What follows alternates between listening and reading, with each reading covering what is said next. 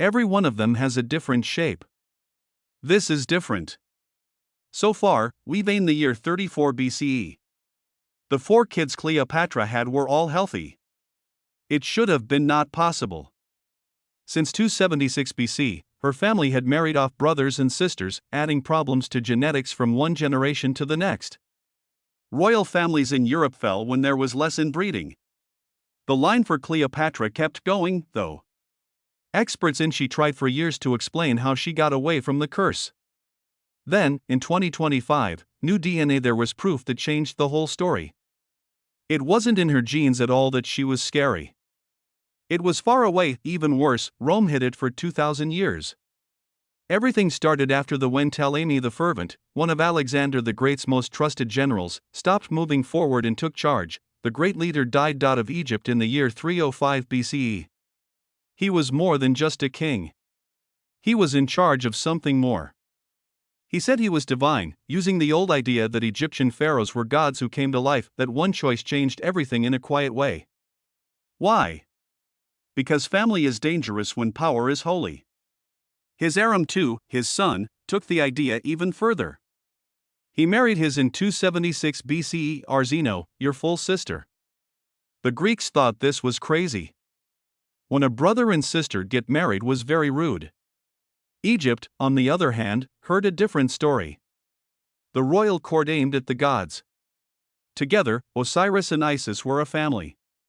Also, they were married. If the gods could do it, then anyone could be kings. Ptolemy Thernan and Arsinoe too were soon worshipped as if they were real people. Gods who were known as the brother gods. There were temples built. Coins were made, what began as a sign turned into law. Royal incest was no longer just a story. It was the law. It didn't stop for almost 275 years after it started. Arsinoe in this setup, Toulon ANC was not a quiet partner. She was in charge next to her brother with a smart mind and a mean streak. Some ancient writers said she poisoned her stepchildren to get rid of them. Enemies and protect her power. Everything about the pattern is true or false. It was clear. There was a lot of murder in the family. Power had to stay clean, there had to be blood nearby. Her face showed up on temples even after she died. Egypt kept these coins to remind them that gods were not quickly forgotten. As after many years, incest was no longer just a custom. The deal was final. Rules. By the 3rd century BCE, the Tammies were marrying off their brothers in public. Copy holy unions. The harm was not too bad at first. Lower birth rates, sickly children, quiet flaws that hadn't yet broken the system. Egypt was still rich. The Nile was still a trade route. Gold was still moving. That's why the warnings were ignored. Over many generations, traits that are passed down in families were quietly accumulated. Even though the family said in and of itself, it was keeping beauty. Then Ptolemy VIII came along. His rule showed what it had turned into.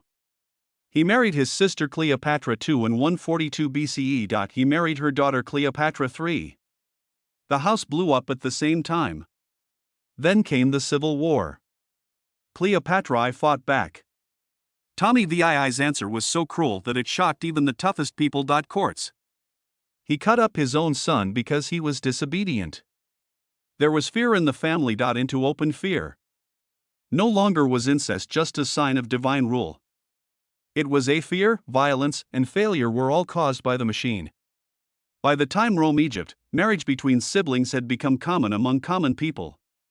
Lists of census Roman records show that in some parts of Egypt, almost 1 in 4 marriages were between full brothers. Over time, some genes that caused death were wiped out, but more got added. The 7th Cleopatra would be born into this risk. During her time, the royal family was very close. The amount of inbreeding they had was the same as that of children born from full brother and sister unions. Still, strangely, some inbred families have been around longer than others. People still don't agree on the reasons. Strong genes from birth, a good temperature, and a hearty Mediterranean diet.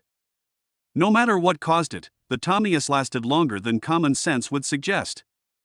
In 69 BCE, Cleopatra came into the world. She was Ptolemy XIV's daughter and almost probably his sister-wife. Cleopatra's family tree went in a circle because of this. There are only 2 sets of great-grandparents instead of 8. Her childhood took place in chaos. 6,000 talents of silver were paid to Roman senators by her father to keep his job. Throne. In 58 BCE, her mother had to leave her home because of riots over a lack of food. When her father came back with help from the Romans, her aunt Bones Idth was put to death for taking power. She quickly learned that family didn't matter when crowns were at stake. No matter the bloodline, take chances. Cleopatra was smart. She could speak more than one language. The woman got it, people. She knew what trouble was. She went to Alexandria's great center of learning to study and became obsessed with poisons and put sentenced prisoners through tests to see how they worked and how to stay alive while being poisoned. Know-how in her world was a shield. She was only 18 years old when her father died in 51 BCE. She had to marry her 10-year-old brother Ptolemy XIII because that's what did. She quickly lost real power. His advisors were afraid of how smart and driven she was. By the year 49 BCE, she was sent away. She hid herself and ran away from attackers in Egypt. As they act like they're not there, they move through Syria, hiring soldiers and building an army. While she waited, her enemies tried to erase her. There were no faces on the coins. The name was taken off, but Cleopatra wouldn't go away. She wrote notes. She built making alliances. She got ready to go back. In 48 BCE, she did something that changed everything. History. She came in secret, wrapped in linen, to a house in Alexandria. I met Julius Caesar face to face. He was 52 years old. She was 21 years old. Her bravery amazed us. Him. She thought about him. Julius Caesar agreed with her. Egypt made a change overnight. She gave birth to Caesar's son in 47 BCE and called him his own. Rome freaked out. Power was shaking as senators whispered. Later, when Caesar was killed in 44 BCE, Cleopatra ran away to Rome with her child. She could feel death in the air. When she got back to Egypt, she took the last problem. Her brother Ptolemy XIV died all of a sudden. There were fears of poison as Caesar was made a co-ruler. From now on, Cleopatra was the only one in the middle. Egypt's economy was fixed up. She changed taxes. She paid off huge amounts of debt. She built fleets. She went by the name Isis, which mixed politics with religion. She joined forces with Mark Antony. And by doing that, she put herself right in the Rome's rise to power. Cleopatra went up the Sydney in the spring of 44 BCE. He sent the river toward Tarsus and turned a political call into a quiet kind of victory. She didn't show up as Achaean queen was scared. She came on a golden boat with purple sails and silver rock that sank to the beat of the music. A strong smell of flowers and perfume in the air. She was dressed and lying under a golden canopy. As Aphrodite, with girls playing nymphs around her and music playing in the background. Harps and flutes. Young men dressed as arrows stood close and blew on her while people who came sent waves of smell toward the crowds on the riverbank. It was Mark Antony. She was called there to answer questions about being loyal. As the boat got closer, though, he had to wait for her. She didn't go to his party. He had to come to her. A long time ago, some people, like Plutarch and Ion, remembered this as a lesson in how to use power and appearance. Tarsus was an important defense base for the Romans.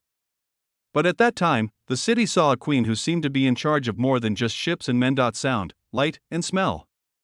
Tony, a man who liked to think of himself as a figure close to the gods, met a woman who walked into the same area without being asked. From that first when they met, their friendship and love started to grow. Soon, Antony he gave up his plans to go to Parthia and followed Cleopatra back to Egypt. He stayed in Alexandria during the winter of 41 to 40 BCE, where he and his friend a secret world that felt both fun and risky. They set up a family that they called them Unique Livers. Every night there were parties, feasts, and drinking. Games. It was fun for them to hunt, throw dice, and trick the city. Some stories say they put on servant clothes and sneaked into the streets to bother and watch regular people. Plutarch wrote that this group always squandered their money and time. The name itself said something. They didn't think no one else could live the same way they did. Rome heard about these nights. People talked about how Cleopatra had spoiled Antony so much that he forgot what he was supposed to do. When Antony lost at Acte, the unique livers went away, and in their place was a group of people called the Society of Partners in Death. More gloomy, that kept eating even as things went wrong in their world. The names, the stories and games helped paint a picture of a couple who refused to get married. To follow the rules of Rome. Cleopatra knew how one moment could change everything. Turn into legend. At one party, she told Antony that she could buy a meal for 10 million women. To show it, she did not ask for rare animals or gold plates. She reached for one of her very own earrings. Each one had a huge pearl in it. She took one pearl, he put it in a cup of vinegar and drank it. Later, Pliny the Elder said that pearls are made of carbonate of calcium. When this stuff comes in contact with acetic acid, which is what vinegar does, it can turn into carbon dioxide, water, and calcium acetate. These days, studies show a whole pearl doesn't disappear in an instant. It breaks down over time. Okay, Cleopatra most likely, they crushed it first to speed up the process. Still, it was clear what the point was. In those days, the pearl was worth about 10 million sisters, which is about $10 million today. This story was told over and over by Pliny and other writers after him because it showed more than just wealth. Chemistry was changed by Cleopatra. Theater and used one piece of jewelry to show how simple it was for her to eat what others would keep watch for generations. Antony and everyone else at the table saw what she was ready to do. To make a point. The real lives of the people were changing behind the parties and pranks. 40 in the year 30 BCE, Cleopatra had twins, a boy and a girl. They gave them names. There was Alexander Helios and Cleopatra Selene. The names of the sun and moon gave away a lot. What did their parents think of themselves? After that, Antony did something that made Rome very angry. In public, he said that he had twins as kids. He was married to Octavia, who was the sister of Octavian, who would become Augustus in the end. He was carrying his child in Octavia. At the time, Antony chose to stand with Cleopatra and their twins instead of this woman, and that marriage in Rome broke more than a family. In public life in Rome, he did something wrong. A lot of the people in Rome thought it was rude to Octavia and showed that Antony liked a foreigner. Queen on top of a Roman wife. In the end, Octavian used this choice against him. By that, it showed Antony had lost all sense of what was right for the Roman people. They had a bond that went beyond friendship. And Antony and Cleopatra also made a military deal in 34 BC. They began an attack against Turkey. For her part, Cleopatra sent about 500 ships and a lot of cash and grain. Cleopatra was in charge of the army at sea, while Antony led the army on land. And logistics. They were able to take control of Armenia as a group. And Antony did not have a party in Rome for this. Instead, he threw a victory party in Alexandria, another move that made people in the capital very angry. Her fleet also helped with the siege of Samosata. Careful movements by the navy helped them outsmart the Parthian troops. Afterward, accounts like some reference works say that for a queen to be so involved in the war was unusual. There was no Cleopatra, only a partner. She helped plan and send supplies to campaigns and used Egypt's the tools he needed to improve his situation in the eastern Mediterranean. They are growing. Octavian was afraid of power, and he watched from Rome as their influence grew in the east. Is growing. The royal family that Cleopatra came from had a long history that began with risk. The Ptolemaic family often had brother and sister marry each other. This was a way to keep land and titles in the family, but it also made genetic problems more likely. A lot of royal kids and people in the line got sick or died young. That being said, Cleopatra and Antony had 2 more kids together. Tom Philadelphia, their younger son, was born around 36 BC. And Cleopatra, she was born in 40 BCE and is Alexander Helios' twin sister. Despite due to the dynasty's heavy inbreeding, these children seem to be healthy, which was likely helped by the mix of Antony's blood comes from Rome and the Ptolemaic line. But by 30 BCE, the family's power had grown. Was falling apart. Romans thought of Cleopatra as an Eastern witch who had ruined their empire. Antony and the end of a royal family. Following the death of Cleopatra, Octavian had Tammy, killing in Philadelphia. That was the end of the main royal family. Her children were sent to Rome, and none of them would rule Egypt again.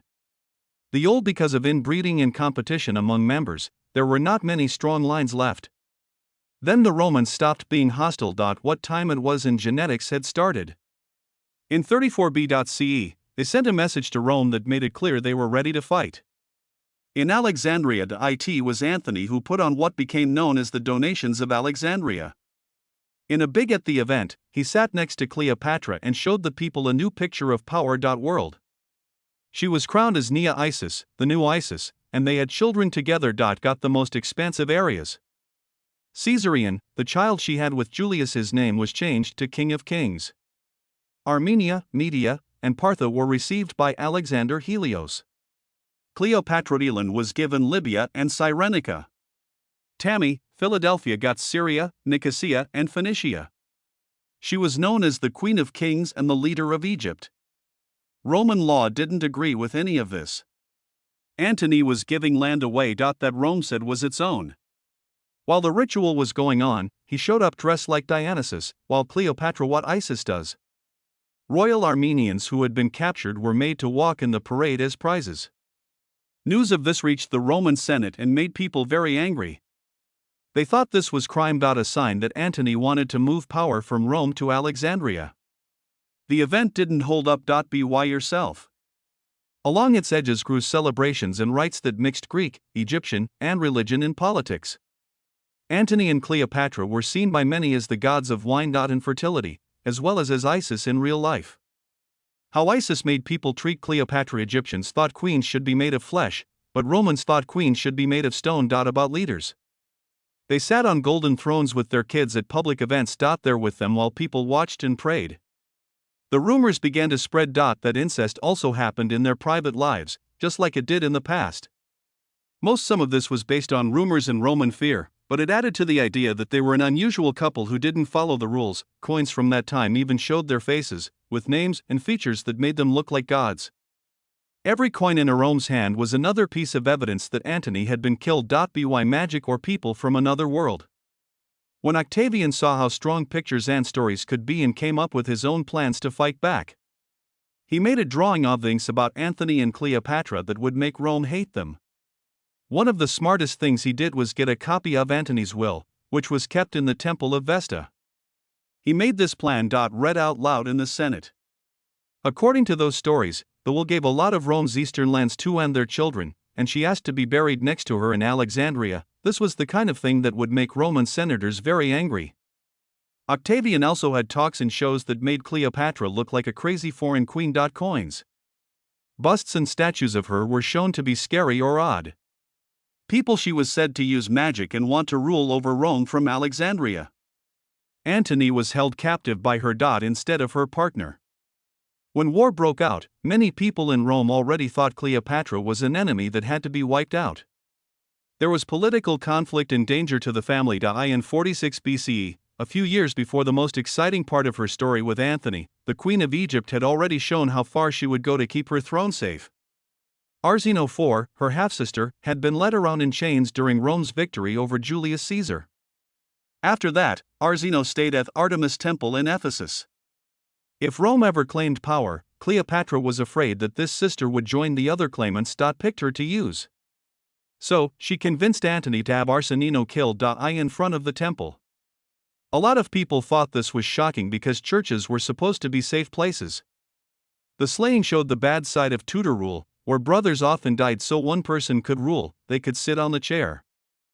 Every time Cleopatra got rid of an enemy, she did it herself. Trimmed down the list of possible heirs. She had to keep Egypt alive at the same time. Egypt gave a lot of Egypt provided a lot of grain for Rome, and when crops failed, this made Egyptian masters very important.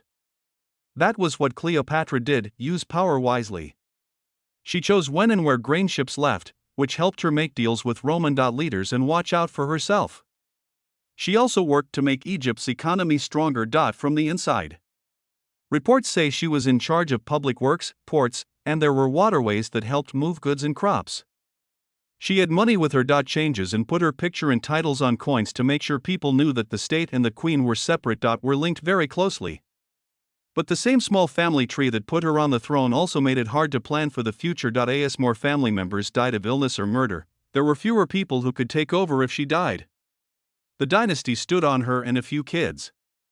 After she left, the building didn't have anything strong to stand on. During the big events in Alexandria, Antony took public vows to Isis next to Cleopatra.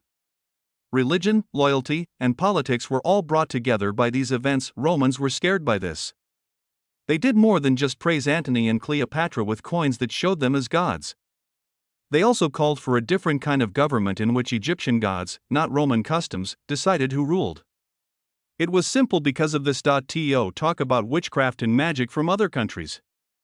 He said Antony had gone against Roman ideals and done a queen who thought she was a goddess.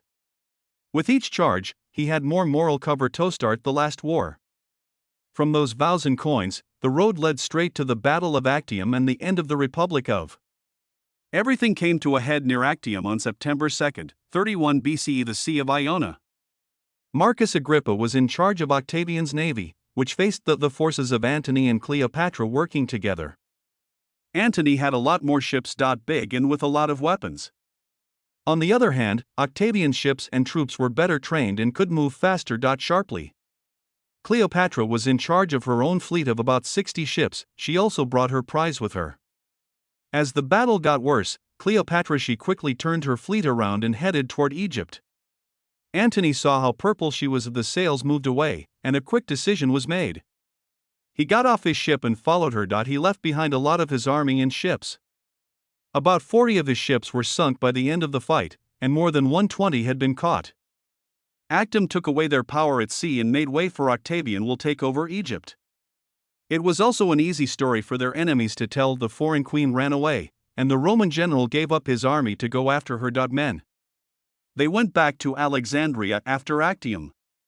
Every day, bad news came in. Antony heard that Cleopatra had died on August 30, 30 BCE.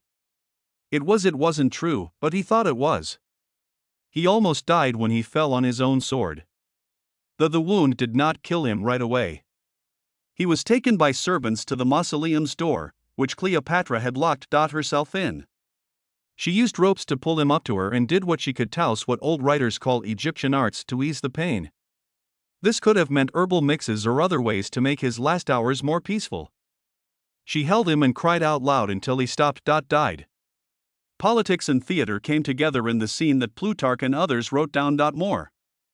Roman general who died was held by the Egyptian queen when he died, not on a field of battle. Cleopatra started getting ready for her own death months before she actually died. Plutarch says about how she tested poisons on inmates who were already in jail. She tried hemlock and other drugs. She also used snake bites and watched how fast they worked and how much pain they caused. That wasn't her goal, to be mean. Just because. She craved to know how to end her life without a lot of pain. A queen would wear. She finally decided on the poison of an asp, most likely a type of Egyptian snake, after these tests, because some accounts said it caused a calm, sleep-like death. As soon as Octavian Alexandria saw that she would be dragged through Rome in chains after he took her, she put what she had learned to use. The exact method is still being discussed, but she is said to have let the snake bite her and 2 slaves. In this way, she chose to die herself instead of letting her enemies do it. When Octavian did not only rule Egypt, but also Cleopatra's children. Thomas Ptolemy, Alexander Helios, Philadelphia, and Caesarion all fell into his hands. Caesarion was killed. He was about 17 years old. Most people thought it was because Caesar could only have 1 kid at a time and wanted to rule alone. The Rome was visited by younger boys. Octavian was asked to spare them by Cleopatra and told him she would rather be chained and shamed while he celebrated his victory than see her children treated badly. Trophies. He said no. His winning parade showed her kids in chains of gold. A queen's sons and daughter were shown off in public, which told everyone in Rome that Egypt had lost. Was now fully part of the new government. Soon after, the kids are no longer there. Most records. Compared to the noise around their mother, their deaths were quiet. The country she tried to take over reform did not last after she died. The men who worked for Octavian stole from the funds and out of her systems. 300 years of Ptolemaic rule came to an end with a short wave of new rules and seizures. Egypt became a province of Rome and a separate domain of the new ruler. The grain that Cleopatra used to make deals was now controlled by the Romans. Her money, laws, and plans lost their power. There were only stories, and the lasting Roman queens often used lies to explain their rule. The longer story of her dynasty's inbreeding brought in new attention many hundreds of years later. Brothers and sisters got married to the Ptolemies. And close family members over and over. A number called the as used by geneticists use the inbreeding statistic to explain this. How much Cleopatra's family home is worth her between 0.25 and 0.35, which is a quarter to a third of her genes, might have come from the same recent ancestors. Most of the time, first cousins have a number of 0.0625. Charles II of Spain, who is often talked about, only got about 0.25. This kind of close matching makes it more likely that problems will be passed down. During history, many ruling houses had to deal with this. The Tammies were no different. But Cleopatra herself seems to have gotten away. The most bad effects. She had 4 children and didn't have any of the serious disabilities that later women did. Rulers in Europe. Recent buzz in 2025 that she was 45% inbred turned out to be wrong. There are no relics of Cleopatra found in genetic work. To see how she does. A key point that is often missed is that current studies use not hers, and look at trends in the whole family instead of accurate amounts for the queen. A skull discovered in 1929 at Ephesus was thought to be from a long time ago. Was thought to belong to Arsino IV. This seemed like a way to look into the DNA of the family. But in 2025, a team they scanned the bones and looked at their DNA in new ways, led by Gardbear at the University of Vienna. Small computer CT scans proved that the skull was from a kid, not a girl. DNA Y chromosome was found, which means it belonged to a boy. Radiocarbon life took place between 36 and 205 BCE, according to dates. There were signs of There are clear signs of serious vitamin D deficiency and problems with development. The teeth showed interglobular dentin, which is common in people with rickets. The way his jaw was shaped made it look like he had trouble chewing. And likely lived in pain all the time. He most likely grew up in a Roman city where tall buildings blocked the sun. And the food was bad. For decades, that head was linked to royal mischief. The story changed in the new book. 4 Kids in the Old World, it showed how hard life could be. World and a reminder of how old dreams and guesses can be used to guide science. The story of Cleopatra still stands. Each in politics and science. In a row, she was able to have 4 children. Inbreeding was seen as a bad thing by many. But war killed them, not sickness. When Caesarion was 17, Octavian decided to get rid of any other claims. From Caesar's blood. The rest left while they were being held captive or because killings for politics. People often miss the real horror that cut her line when they look for it in her genes. It was steel, rope, and law instead of nature. The drawing of Cleopatra that people today know her less for what she did and more for the guys who won against her. The marketing machine for Octavian made her look like a dangerous seductress who had strange rites of Isis wants to take charge of Antony and catch Rome in her web. Later artists, such as Shakespeare, brought this picture back to life. It was fun and simple to put together. Behind it, there was a woman who spoke at least 9 languages and was probably the first person in her family to do so. Egypt and Greece both. She got into fights with politicians and generals, they planned trade lines and coins, and they led a country through famine and a lot of Roman pressure. She was a minister and at the same time a tactician and an economist. These specifics were pushed, putting that aside, because the story of a witch queen was more useful to her enemies, more interesting on stage. Even with everything, some of her influence did not go away. Cleopatra Selene, her daughter, was taken to Rome after her mother died and walked in Octavian's victory. She later got married to Juba II, who was king of Numidia and Mauritania. In North Africa, she became her own queen. Their son Tammy was full of both Berber and Tmic blood, and he ruled over both the African and Mediterranean worlds. Over time, the line spread even more as elite Roman and Berber people married each other. Some new research on royal and powerful families in that area suggests that this old bloodline was still around after Egypt fell. Her other boys probably died quietly while the Romans were watching and didn't leave a clear record. Even so, the branch that went west changed the past of North Africa for many generations. Most of the time, when people think of Cleopatra, they picture gowns, kohl-lined eyes, and bedroom scenes.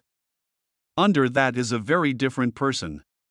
She came from a family that had been hurt by its own attempts to stay in power. She ran a country that fed an empire, went up against two of Rome's most powerful leaders, and tried to use all the power she had. Whether it was chemistry at a dinner or coins in a market, she lost in the end. There are still rumors about her, but the decisions she made and the power of her mind can still be seen. There is beauty, cruelty, and sadness in her life.